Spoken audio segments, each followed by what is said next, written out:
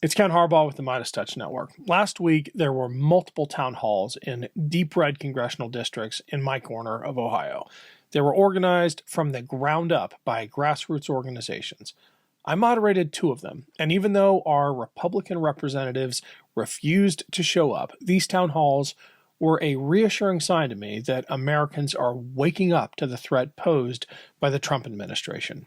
Every one of these events was a packed house. At one point, I was actually asked to stop promoting one of them because they were already expecting an overflow crowd. And the stories we heard from constituent after constituent, the so-called paid agitators, if you believe the Republicans' lies, these constituent testimonies about cuts to the VA, Social Security offices being closed, story after story about the damage being done by the Trump administration, these are the stories that will break through, that will undo Trump's grip on so much of America.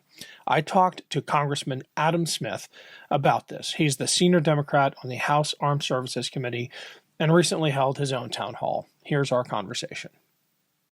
Welcome to the Ken Harbaugh Show. My guest today is Congressman Adam Smith, who represents Washington's 9th Congressional District and is the senior Democrat on the House Armed Services Committee. Congressman, welcome to the show. Well, thanks for having me on. I appreciate the chance.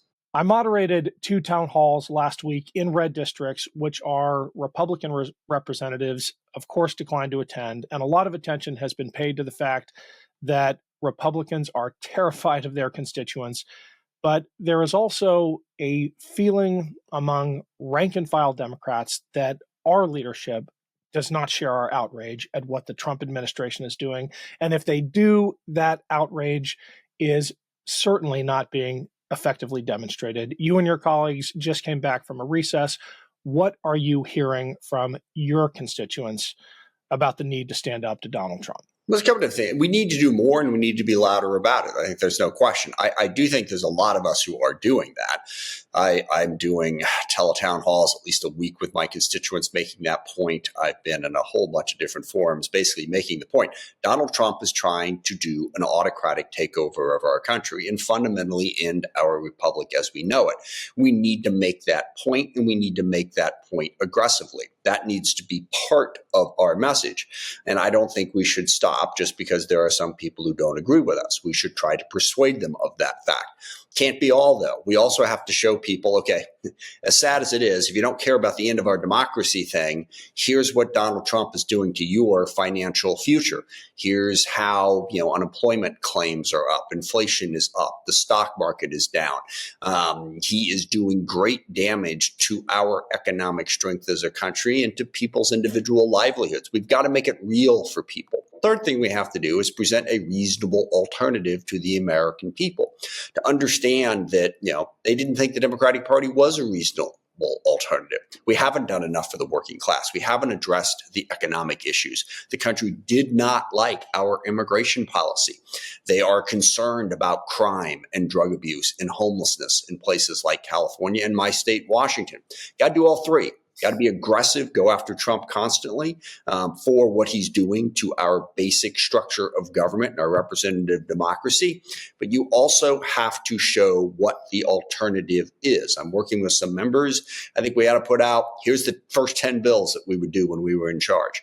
So got to attack Trump aggressively. And we have to show a very strong alternative and show people how it affects their lives.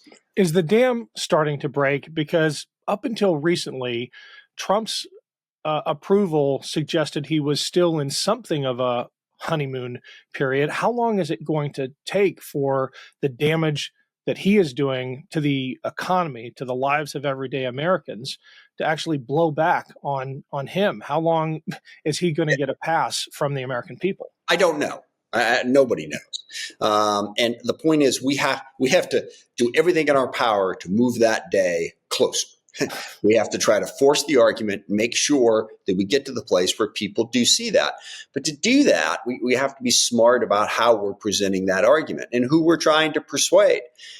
I forget who I was talking to. Someone was making this basic argument to me on my teletown hall. As a matter of fact, someone said, we got to go into those red states and we got to explain to those people that they're voting against their own interests. It's like, no, if you do that, you're basically saying, hey, you're stupid. I'm going to explain to you what you should be doing. We have to listen to people, understand where they're coming from, make arguments about policies that matter to them, and address issues that matter to them. So we've got to refine our message to show that it appeals to people, not come in and say to people, you're voting against your interests. Let me explain to you what you ought to care about. We have to have a more inclusive message. I was listening a little bit to some of what AOC's speeches, and I think there was some really good stuff in there. She was trying to address Republican issues and get after that. That's the type. We can't just show up and yell at people and say you're supporting a fascist, you're supporting an idiot. How could you possibly do this? You have to be with us. I feel that. Don't get me wrong in some instances, but people have legitimate concerns we need to address that go beyond that. Hey, it's Ken Harbaugh. Huge shout out to everyone who has supported this show via our Patreon page. If you want to weigh in with questions for upcoming guests or give us feedback on past guests or make sure you never miss an episode, click the link below. It's free to sign up. And if you're able to pitch in a few bucks a month, just know that we put every dollar back into the show. We do have another reporting trip to Ukraine coming up. Thanks for the help. I listened to that town hall. If memory serves, 15,000 people dialed in. 16,000 actually at one point or another. But yes, that's incredible and a sign of, I think, an upwelling. Something is happening across this country. You referenced AOC and Bernie. Just look at their, I don't know if you'd call them town halls, their rallies at this point. I appreciated your answer to the person who asked you about Republicans voting against their interests, but I was also struck by the very first dial-in caller who asked about Ukraine. This is an issue I'm incredibly sensitive to. Sometimes I worry, though, that I'm in a bubble. I've got Ukrainian friends. I've been several times. I've reported from the front over there. Do you get a sense that Americans, broadly speaking, are starting to care about what is happening to America's position in the world, our betrayal of our allies, our cozying up to a brutal dictator? I was really heartened by the fact that was the first question that came up from a live caller. Yeah, one quick thing about the teletown halls.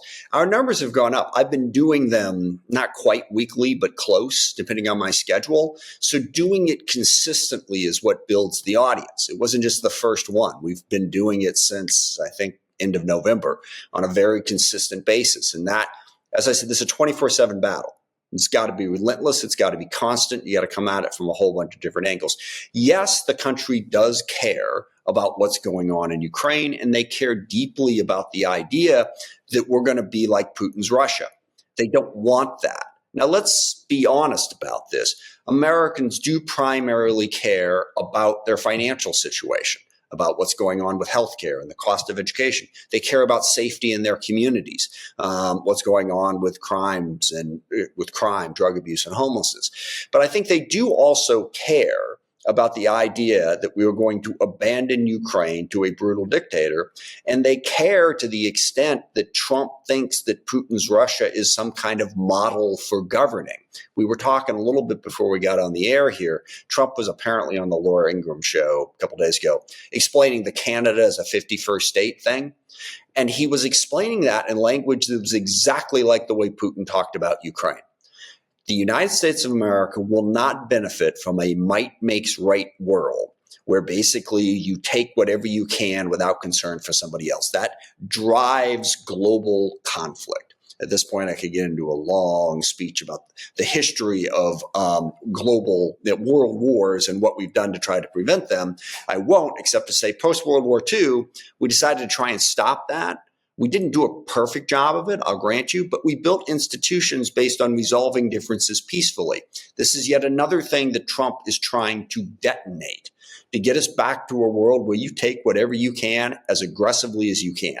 That is the world that led to World War I and World War II, where we damn near extinguished the planet. And keep in mind, we didn't have nuclear weapons back then, except at the very, very end of the conflict. What Trump is doing is incredibly dangerous. And yes, I think people recognize that. And there also is a feeling as Americans that what Ukraine is going through, what Putin and Russia have done, is something that we should try and help them stop. Do you think Donald Trump fundamentally misunderstands America and the American people. He's gotten a ton of credit for appreciating aspects of America that previous politicians did not. But when it comes to expansionism, when it comes to this might makes right approach to foreign policy, I think he might fundamentally misunderstand what Americans think of themselves, and the very idea that he is describing, at least implicitly, Canada as America's Ukraine. It seems to me like a miscalculation. I think you're right.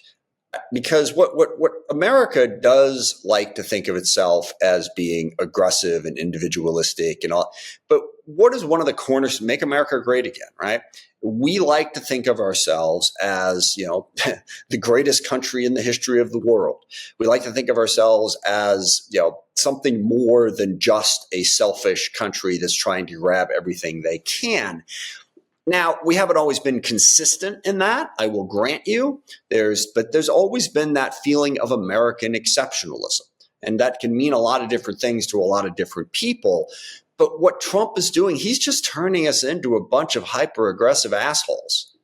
And I really don't think we want to think of it that way. I mean, think about how he's doing that. He's slapping tariffs on people, just not as part of any sort of trade war, just because he can. He's aggressively trying to bully Denmark into giving us Greenland just because he can. He's insulting global leaders in the most petty way possible. Can any American in that situation really stand up to the rest of the world and say, admire us? We are exceptional. We are that shiny city on the hill. Sorry. Can we really say that given the way Trump is conducting himself on the global stage? I do think the initial instinct for American people is, how is this going to impact my financial life? And justifiably so, something we haven't talked about yet, but is the cornerstone, I think, of our problem, the concentration of wealth in this country. The fact that so many people are struggling day in and day out to pay their bills, to pay for housing, to pay for education, to pay for healthcare. That concentration of wealth has been a major, major problem. Trump has spoken to that grievance, even while he's advanced policies that push us in the opposite direction, even while he's surrounded himself with billionaires and oligarchs. We as Democrats, however, have to speak to that economic insecurity. And certainly, I think that's the first thing on most Americans' minds. But we also like to think of ourselves as a country that should be respected because not just of how great we are, but how good we are. And I guess I could search for some evidence that Trump cares one tiny little bit about the U.S. being respected and being a good country, but I haven't found it. Yes, if we are smart about it, we can use that against Trump, given the way he is acting. Last question. You've articulated a two-pronged strategy for going after the outrages being committed by the Trump administration. First, we need to message aggressively and offer an alternative vision. And two, we need to pursue legal remedies, lawsuits, temporary restraining orders.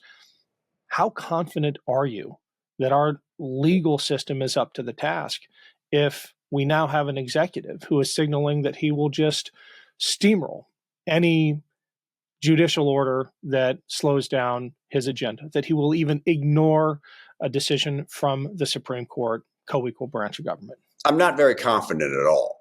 In fact, the first strategy has to influence the second.